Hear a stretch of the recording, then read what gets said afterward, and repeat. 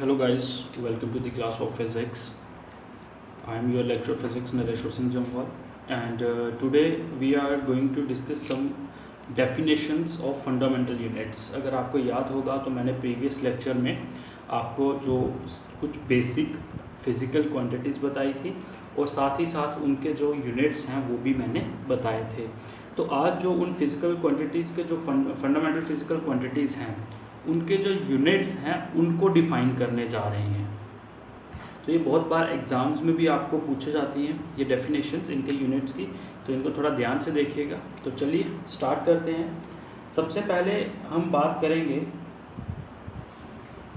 Kilogram की।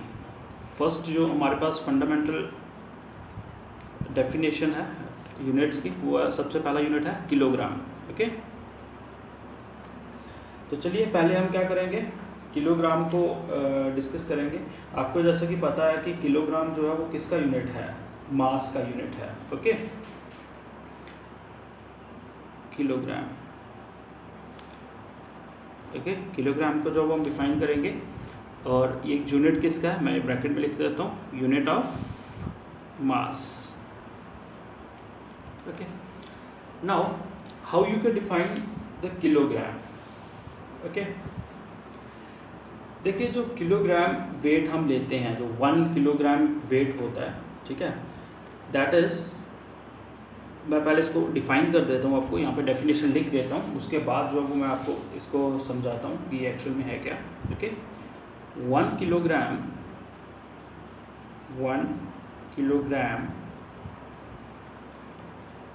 Is defined as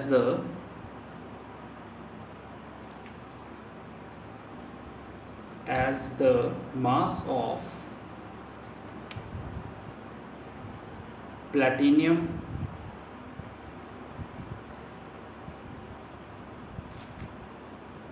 iridium,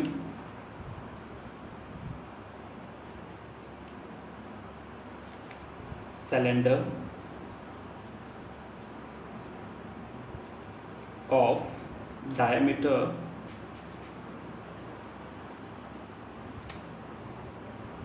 equal to its height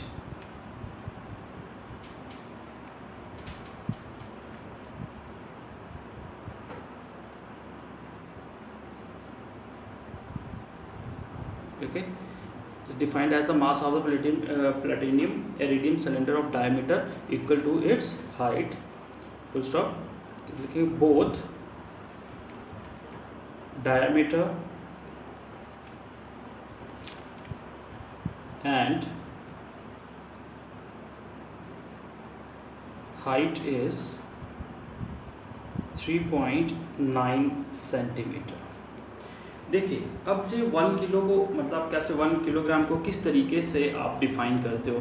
देखिए जो 1 किलो वेट होता है बेटा, ऐसा नहीं है कि 1 किलो वेट आप कहीं पे भी चले जाओगे 1 किलो वेट जो है वो आपका सेम रहता है, वो कभी भी चेंज नहीं होता है।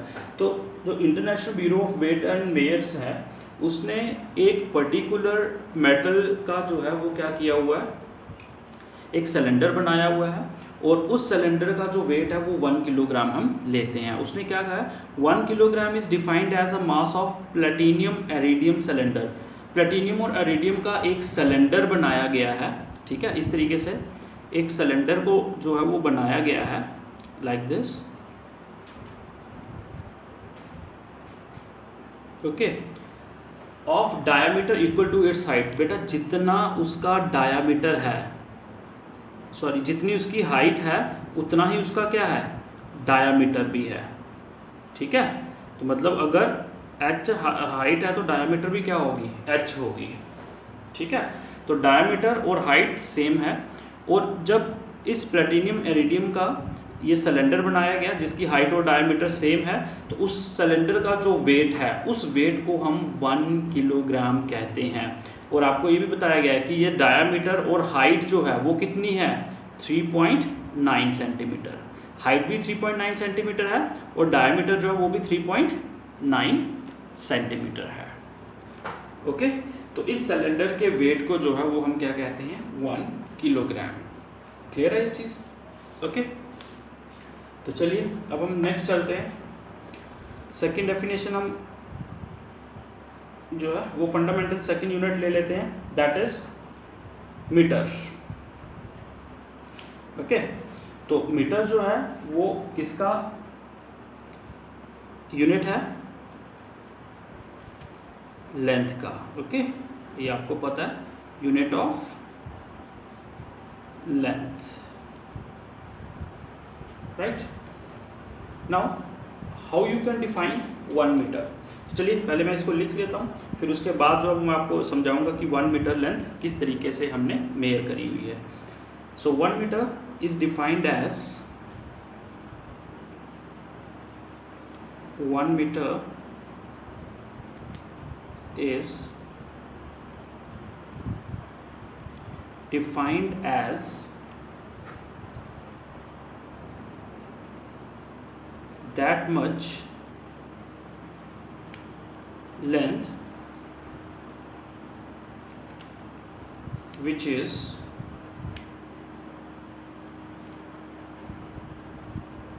equal to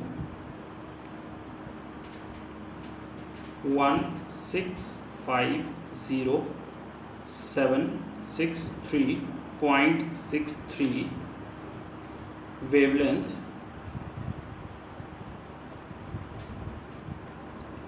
of orange red light of krypton 86 atom. Okay, अब ये क्या चीज़ है, इसको ज़रा ध्यान से समझिएगा।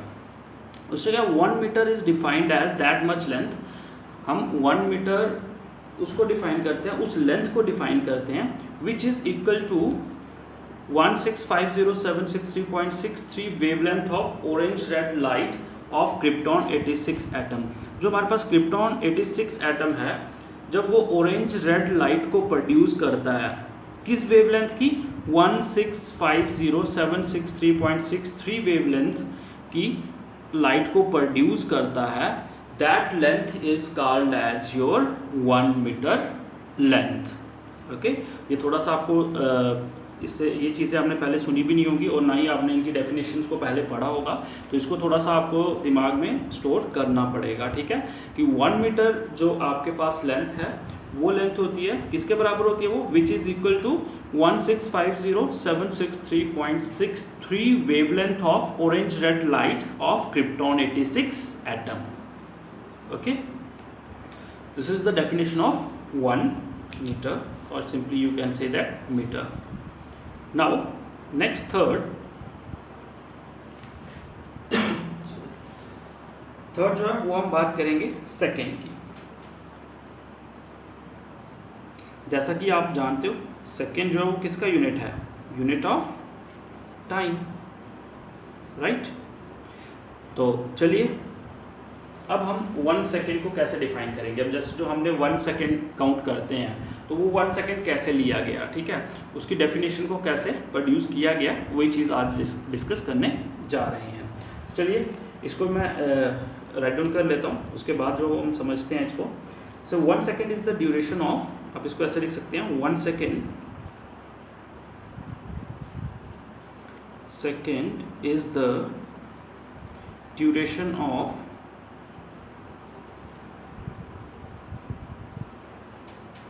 नाइन 99126317770।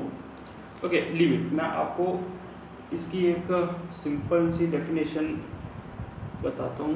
चलो फिलहाल इसको यही कर लेते हैं, बाद में हम डिस्कस करते हैं। 1 second is the duration of 91926317770 period of radiation,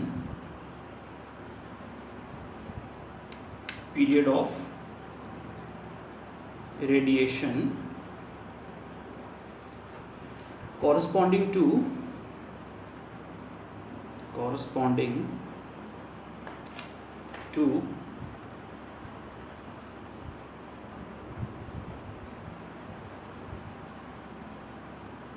unperturbed transition between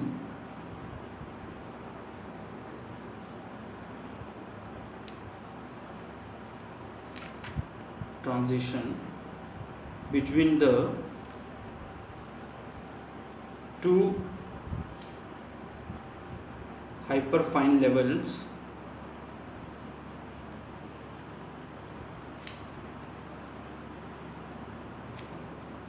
ठीक है। हाइपर फाइन लेवल्स जो है वो क्या होते हैं वो मैं बाद में करता हूँ। Of the ground state,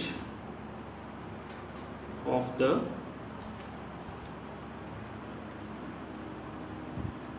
ground state of caesium 133 atom. Okay okay, तो एक डेफिनेशन ये है। अब एक डेफिनेशन और है, क्योंकि मैं आपको थोड़े से सिंपल तरीके से इसको बता देता हूँ। हालांकि ये डेफिनेशन समझने के लिए आपको कुछ केमिस्ट्री के कॉन्सेप्ट्स जो है वो क्लियर होने चाहिए, ठीक है। तो वो भी आप आगे पढ़ोगे तो फिर ये समझ आएगा। इसलिए मैं थोड़ा सा जो इजी है, इसकी डेफिनेशन एक और भी है, वो इजी है, वो आपको समझा देता हूँ, ठीक है। वो आसानी से समझ आ जाएगी। तो वो भी डेफिनेशन है यहाँ पे लिखने को, आप ये भी लिख सकते हो, ठीक है। लेकिन ये भी आपको समझ नहीं आएगी, अगर मैं समझाऊंगा भी तब भी आपको ये चीज़ समझ नहीं आएगी। तो इसलिए मैं आपको एक और जो है वो इसकी डेफिनेशन लिख देता हूँ, जो कि आपके लिए बहुत ही ज़्यादा ईजी होगी। सो अगर सिंपल वर्ड्स में हम करें कि 1 second is defined as the 1 second is defined as the time taken by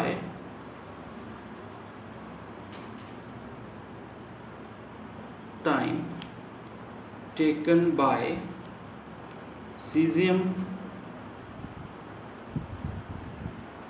133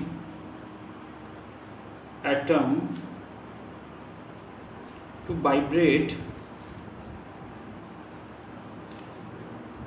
9192631770 times,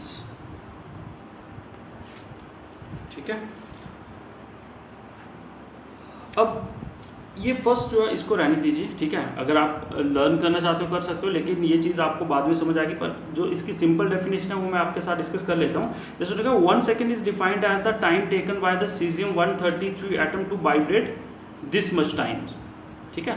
जब एक सीजियम 133 एटम कितने टाइम वाइब्रेट होता है, 9192631770 टाइम्स वाइब्रेट होता है, तो उस टाइम पीरियड को हम 1 सेकेंड कहते हैं। तो आपको ये चीज़ यहाँ से आइडिया हो जाएगा कि सीजियम 133 एटम कितनी फास्ट जो है वो वाइब्रेट करता होगा, ठीक है। तो जब सीजियम 133 एटम इतने टाइम क्या हो जाए, 9192631770 टाइम्स वाइब्रेट हो जाए, that time period is called as your 1 second, और that time period is taken as 1 second.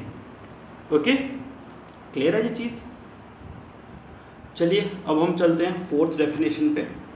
Okay बेटा, ये सेकेंड की डेफिनेशन जो है वो क्लियर हो गई आपको। ओके, तो चलिए अब हम बात करेंगे फोर्थ डेफिनेशन। किसकी थी बेटा?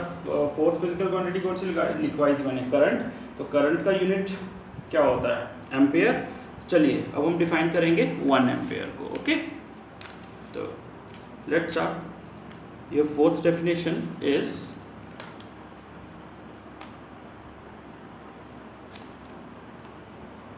ampere. Okay, so जो ampere your किसका यूनिट है? Unit of current, of electric current. Okay, so how you can define ampere. चलिए पहले इसको लिख लेते हैं, ये थोड़ी सी लेंथी डेफिनेशन है। 1 ampere is constant current, 1 ampere is constant current which when maintained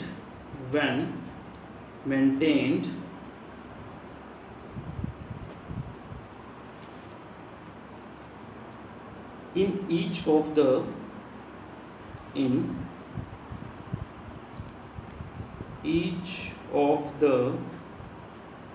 two straight parallel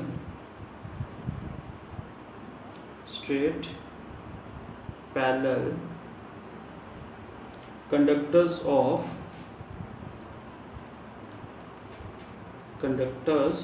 of infinite length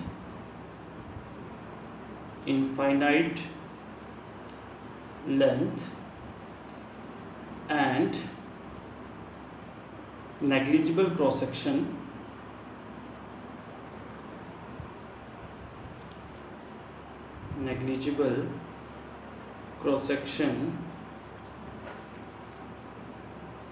held 1 meter apart in vacuum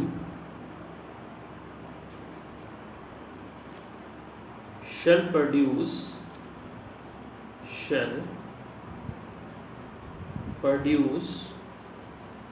a force of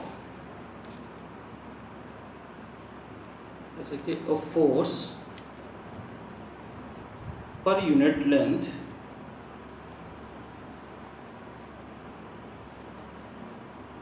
of 2 into 10 raised to power minus 7 Newton per meter between them.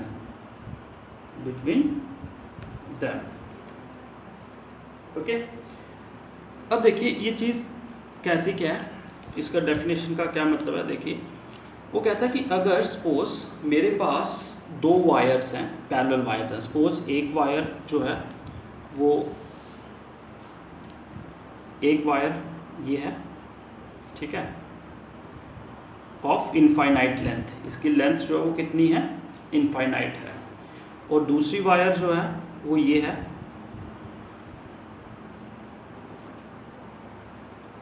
ठीक है, इसकी length भी infinite है, और जो area of cross section है, area of cross section जो है वो क्या है, नेग्लिजिबल है, मतलब अकॉर्डिंग टू जो लेंथ बहुत ज़्यादा कम है या छोटा है। तो कहता है कि अगर हमारे पास दो करंट हैं, दो वायर्स हैं ऑफ इनफाइनाइट लेंथ, ठीक है, नेग्लिजिबल क्रॉस सेक्शन एरिया है, हेल्ड 1 मीटर अपार्ट, मतलब दोनों के बीच का डिस्टेंस जो है वो कितना है, 1 मीटर से ज़्यादा है, 1 मीटर या 1 मीटर से ज़्यादा डिस्टेंस है, और ये वैक्यूम में रखी गई हैं। ओके, इसका जो मीडियम है वो क्या है, वैक्यूम है, वैक्यूम में रखी गई हैं। उस वक्त जो एक फोर्स प्रोड्यूस होगी पर यूनिट लेंथ पे, ठीक है, जैसे दोनों वायर्स जो हैं वो पर यूनिट लेंथ के ऊपर एक फोर्स प्रोड्यूस करेंगी, that force is 10 raised to power 2 into 10 raised to power minus 7 Newton पर मीटर। एक मीटर के ऊपर, मतलब एक यूनिट लेंथ के ऊपर कितनी फोर्स प्रोड्यूस कर रही है ये दोनों wires, 2 into 10 raised to power minus 7। Okay, that constant current which produces a force of 2 into 10 raised to power minus 7 Newton per meter, that constant current is called as 1 ampere। अब मैं इसको फिर से बता रहा हूँ, देखिए उसका 1 ampere is constant current, 1 ampere वो constant current है जो इन वायर्स में क्या हो रहा हो, प्रोड्यूस हो रहा हो, which when maintained in each of the two straight parallel conductors, जो दो स्ट्रेट पैरेलल कंडक्टर्स हैं इनमें इस कांस्टेंट करंट को मेंटेन किया गया है, ठीक है, और जो वायर है उनकी लेंथ इन्फिनिटी है, क्रॉस सेक्शन एरिया नेग्लिजिबल है, और दोनों के बीच का डिस्टेंस जो है वो कितना है, 1 मीटर है, और मीडियम जो है वो क्या है, वैक्यूम है। उस वक्त जब ये constant current, suppose I current, जब इसमें कांस्टेंट करंट प्रोड्यूस किया गया और इन कंडीशंस को सेटिस्फाई किया गया, तब जाके जब ये 2 into 10 raised to power minus 7 Newton force जो है वो पर यूनिट लेंथ के ऊपर लग रही होगी, that current is called as, that constant current is called as your 1 ampere। उस वक्त हम उस constant current को 1 ampere कहेंगे। क्लियर है ये चीज़ बेटा, ठीक है। so this is the definition of ampere, or simply you can say that 1 ampere। okay, now Next definition is, your fifth definition is Kelvin. Kelvin, Kelvin किसका यूनिट है बेटा? टेम्परेचर का, यूनिट ऑफ टेम्परेचर। ठीक है, आपको मैंने बताया था कि टेम्परेचर का जो ऐसा यूनिट होता है वो केल्विन होता है, ना कि सेल्सियस होता है। याद रखना, बहुत सारे बच्चों के दिमाग में ये होता है कि उसका ऐसा यूनिट जो है वो क्या है, सेल्सियस है, बट सेल्सियस नहीं है, क्या है, केल्विन है। So now we have to define kelvin और 1 केल्विन। ओके, चलिए इसको पहले लिख लेते हैं। जैसे 1 degree kelvin, 1 degree kelvin is the fraction, कितने फ्रैक्शन, 1/273.16 of the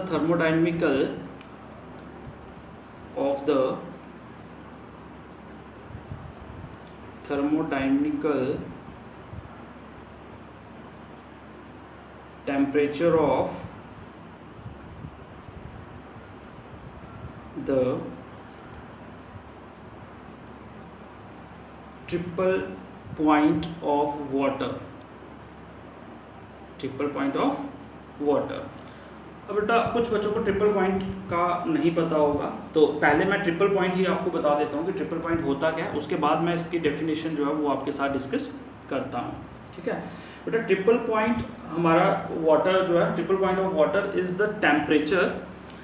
ठीक है, जो ट्रिपल पॉइंट वाटर टेम्परेचर होता है वो टेम्परेचर होता है जिसमें आपका आइस, वाटर और वेपर्स जो है वो को एग्जिस्ट करते हैं। मतलब उस टेम्परेचर के ऊपर बेटा आपका वेपर्स भी होंगे, आइस भी होगी और वाटर भी होगा। ठीक है, एंड दैट टेम्परेचर इज कितना होता है, 273.16 केल्विन। याद रखना 273.16 केल्विन जो टेम्परेचर होता है, this temperature is your triple point, temperature of the triple point of water. ठीक है, सो temperature of the triple point of water वो टेम्परेचर होता है जहाँ पे आइस, वाटर और वेपर्स जो हैं वो को एग्जिस्ट करते हैं। Okay, at the same time, same place. Now how you can define kelvin? 1 degree kelvin is the fraction 1/273.16 of the thermodynamical temperature of the triple point of water। तो 1 degree kelvin temperature जो है वो fraction होती है किसकी, 1/273.16 of the thermodynamical temperature of triple point of water. जो triple point of water, जो temperature of triple point of water है उसका जो कितना फ्रैक्शन होता है, 1/273.16 जो फ्रैक्शन होता है, that is your 1 degree kelvin. उसे हम 1 डिग्री केल्विन कहते हैं। ओके, नाउ नेक्स्ट हमारे पास जो है 6th जो बेसिक यूनिट है हमारे पास वो क्या है? अगर आपको याद होगा तो मैंने आपको बताया था कैंडेला, CNDELA। कैंडेला जो है वो किसका यूनिट था? Unit of luminous intensity, luminous intensity.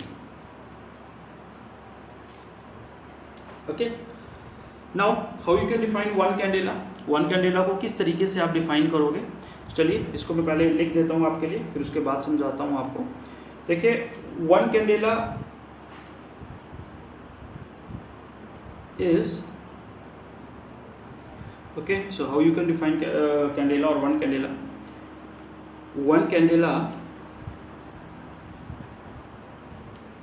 is the luminous intensity, is the luminous intensity in a given direction, in a given direction,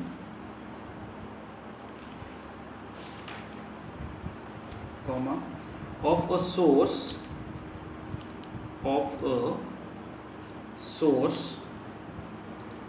that emits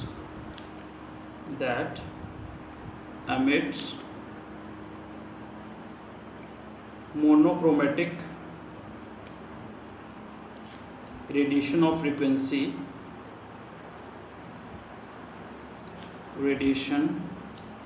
of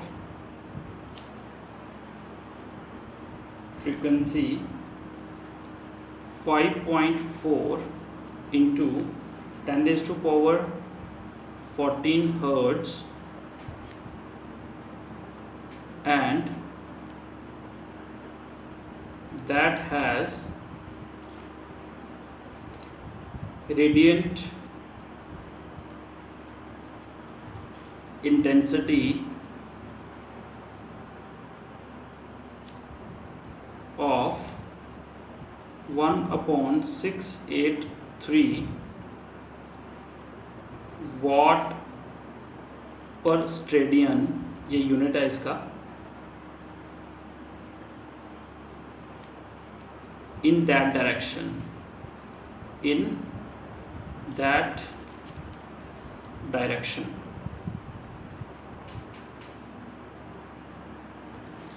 देखिए अब वो कह रहा है 1 candela is the luminous intensity in a given direction of a source that emits monochromatic radiation of frequency 5.4 into 10 raised to power 14 hertz and that has a radiant intensity of 1/683 watt per stadian in that direction. वो कह रहा है कि 1 candela luminous intensity वो intensity होती है उसी direction में जिस डायरेक्शन में कोई भी एक सोर्स, जैसे सपोज ये कोई एक सोर्स है हमारे पास जो क्या कर रहा है, लाइट को एमिट कर रहा है, ठीक है, और वो monochromatic light of radiation of frequency monochromatic radiations को एमिट कर रहा है.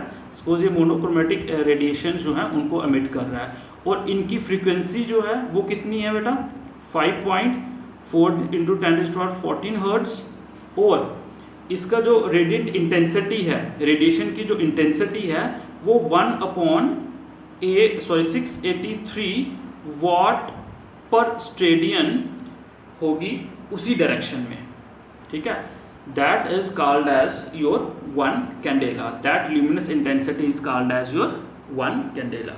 कोई भी सोर्स जब 5.4 into 10 raised to power 14 hertz frequency को प्रोड्यूस करेगा with radiant intensity of 1/683 watt per steradian in the same direction, that is called as your 1 candela. Or you can say that luminous intensity is called as your 1 candela. Okay, this is your 6th definition of basic unit. Now last one is your mole. Okay, तो चलिए 7th जो है उसको discuss करते हैं, मोल, और you can say that simply 1 mole. Okay, मोल किसका unit है मोल बेटा, unit of quantity of matter, quantity of matter.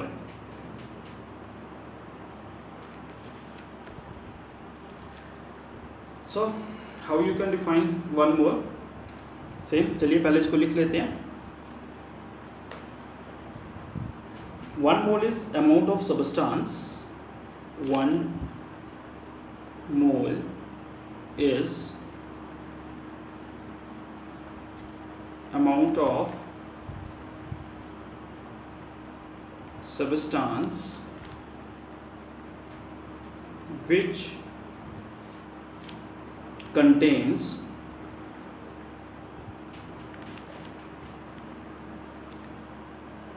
as many elementary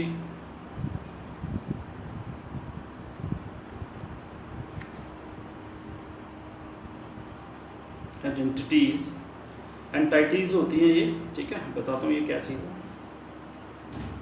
as there are atom इन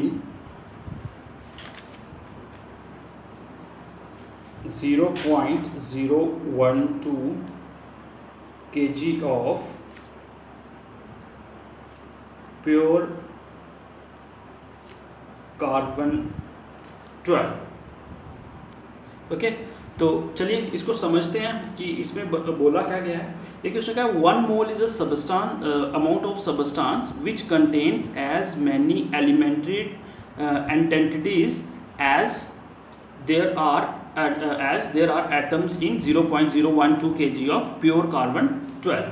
देखिए वो कह रहा है कि 1 मोल वो अमाउंट ऑफ सबस्टांस होता है which contains as many elementary entities. Elementary entities जो होती हैं वो होती हैं जिनकी प्रॉपर्टीज ऑलमोस्ट सेम होती है, और वो कितनी होनी चाहिए, जितनी प्योर कार्बन 12 में होती हैं। Are the atoms in 0.012 kg of pure carbon atom. 0.012 kg of pure carbon atom में जितनी हमारे पास क्या होंगी, एज देयर आर, जितनी एलिमेंट्री आइडेंटिटीज जो हैं, सॉरी एंटाइटीज जो हैं, वो आपके पास इतनी KG carbon pure carbon atom में होंगी, उतनी ही जो है वो क्या होनी चाहिए, एलिमेंट्री एंटिटीज जो हैं वो एग्जिस्ट करनी चाहिए। तब उस सबस्टांस को, दैट अमाउंट ऑफ सबस्टांस को जो है वो हम क्या कहेंगे, 1 मोल कहेंगे। मैं इसको एक बार फिर से रिपीट करूं बेटा, 1 mole is the amount of substance which contain, ये वो सबस्टांस होता है जो किसको कंटेन करता है, which contains as many elementary entities as there are atoms in 0.012 kg of pure carbon 12। ठीक है, तो जितनी ये एलिमेंट्री एंटिटीज होती हैं उतनी ही जो है वो एटम्स होने चाहिए किसमें, 0.012 kg ऑफ प्योर कार्बन 12 में। तब उस अमाउंट ऑफ सबस्टांस को जो है वो हम क्या कहेंगे, 1 मोल कहेंगे। Okay, so this is all about the definitions of fundamental units. Okay, तो ये बेटा आपके लिए ये डेफिनेशन आपने ये पहले नहीं पढ़ी हुई हैं, ये आपके लिए नई हैं, तो इसीलिए इनको बड़े ध्यान से पढ़ना, इनको रीड करना, इनको अंडरस्टैंड करना और फिर उसको लिख के प्रैक्टिस करना। ठीक है, क्योंकि एग्ज़ाम में जो है वो आपको कई बार ये 1 मार्क में पूछी जाती है। ओके।